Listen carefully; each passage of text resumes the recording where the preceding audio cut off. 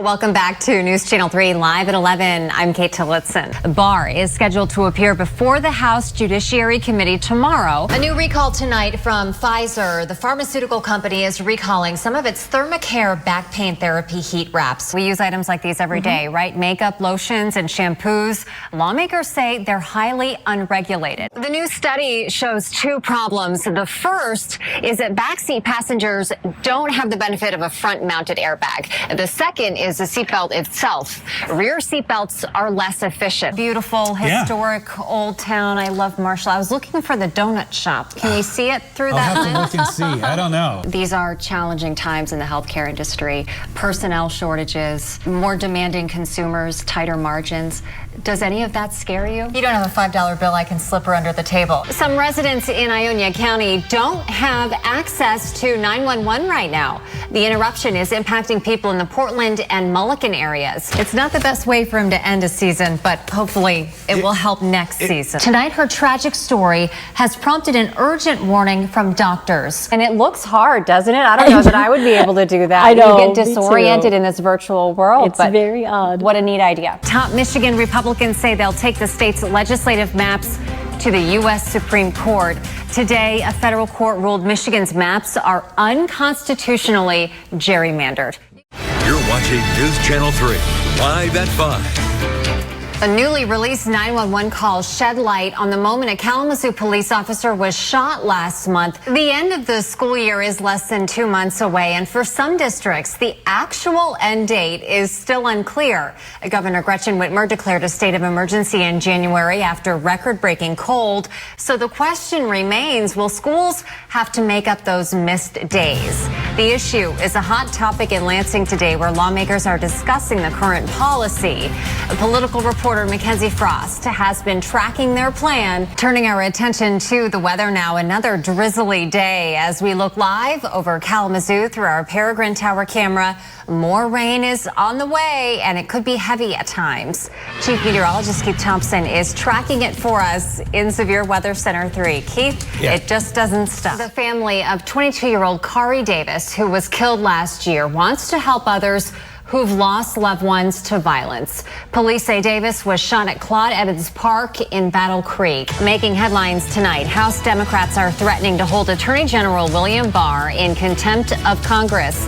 As Nicole Killian reports, the effort comes after Barr was a no-show at a planned hearing. News Channel 3 starts off with breaking news right now. A Michigan lawmaker says he'll fight charges that he sold votes in exchange for campaign contributions. Mackenzie Frost first broke this story this morning. She is live in Lansing. A Florida trooper's quick reflexes almost certainly saved his life. Highway Patrolman Jeremy Medestein was dispatched to a crash on a rainy highway. After speaking with the drivers, he was headed back to his vehicle when a car came right at him. The trooper jumped out of the way as the careening car slammed into the wall. A crash is causing significant delays on I-94 tonight. Here's a live look at MDOT's drive map, where you can see traffic is backed up for miles near Paw Paw. Michigan's roads are riddled with potholes, cracks, and bumpy asphalt. Detours often detour our days, slowing us down and testing our patience. But somewhere off of a busy US 131 in a quiet neighborhood tucked away in Three Rivers, you'll find 6-year-old Cameron, who thinks road construction is pretty cool. I take my time. When Cameron's road was recently repaved, he couldn't help but notice something was missing. I want somebody to come and paint it. No one has, so Cameron has gone to work himself. Just grab chalk and draw lines on it. Lots and lots of lines right down the center of Northview Drive. Do straight. Do it straight? Mm-hmm. Okay. And when rain washes his lines away or they fade from passing cars, Cameron gets his chalk and starts all over again. I'm doing it in the middle. He knows to watch out for drivers. Look both ways. And Dad is always close by, just in case. I think I need more yellow because this is breaking. Use it all up. You need more yellow? Mm-hmm. I think with his autism, he is on the spectrum. It's one of his gifts is he's very observant of things. So riding down the highway, I-94, 131, he names all these roads. He knows differences about them. what ones have freshly painted lines, what one doesn't. So with that, he wants the same thing outside his home. I think they're great lines. Not exactly straight, but if we follow them, we can just go around and come back again. It may make you chuckle too, but Cameron's neighbors do come back just to drive down the road with dotted lines.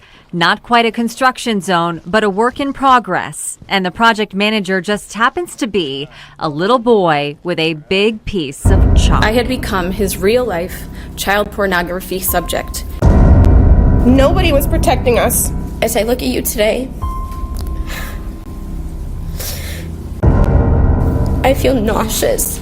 Silenced for years, their voices are suddenly louder than ever. I never once considered that I could be deceived, manipulated. Speaking on a world stage from an East Lansing courtroom, Sterling Reithman was just a few steps from her abuser. With complete disregard for the damage. Walking up to that podium was pretty surreal. It's been 9 months since we first visited with Sterling at her farmhouse in Kalamazoo. It was then we learned she'd sought treatment from Nassar for a back injury she sustained as a collegiate diver. I am passionate about making sure that this doesn't happen to another little girl. And we now know it won't. I've just signed your death warrant. Nassar was effectively handed a life sentence for crimes his accusers say were covered up for more than 2 decades. We are demanding justice and we are demanding answers. And we've made it very clear that our army of survivors is not going anywhere. Together, they have appeared on national TV, and they've been to Washington, D.C., helping pass legislation to enact a uniform national standard of reporting sexual abuse. Today would not have been possible without the women standing here. A lot of people are saying that they want to be part of the solution. They want to work towards healing. We need to see action. Now the voices of all these young women have changed Michigan. Michigan Attorney General Bill Schuette has vowed a thorough investigation into MSU, and a congressional committee launched its probe of the Nassar scandal last week. Instead of right versus wrong, it's turned into a battle of stamina. Who can last the longest? Who is going to give up first and say, I've had enough? I will never forget the moment that this other survivor's dad looked at me with tears in his eyes, and he said, "You can never have enough. You can never give up." And to me, that's all the fuel I need. Maybe it'll back a little bit. Okay. Carrie Orozco is a busy mother of 3, and like most moms, she's always digging for deals. But grocery shopping with little ones can be a big chore. Without the kids, I could do it a lot quicker, but it takes a lot of time with them. So today we asked Carrie to use Meijer Shipped for the first time. She ordered this list of items. We guessed it was about a week's worth of groceries for her family. As her Shipped shopper retrieved them, I too was buying the same list of groceries, but as an in-store customer.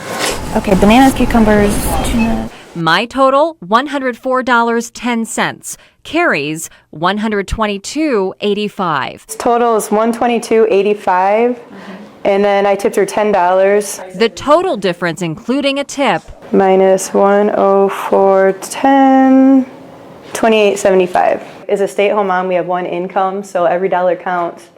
And $30 is a good amount for us. On its website, Shipped warns customers, quote, when ordering from select retailers, a small service fee will be added at checkout. So we checked out Meijer's service fees. My mangoes were buy one, get one free, 2 for $2. Carrie paid more than double that. My almonds were on sale for $8.99, normally $9.49. Carrie paid over $10, even more than regular price.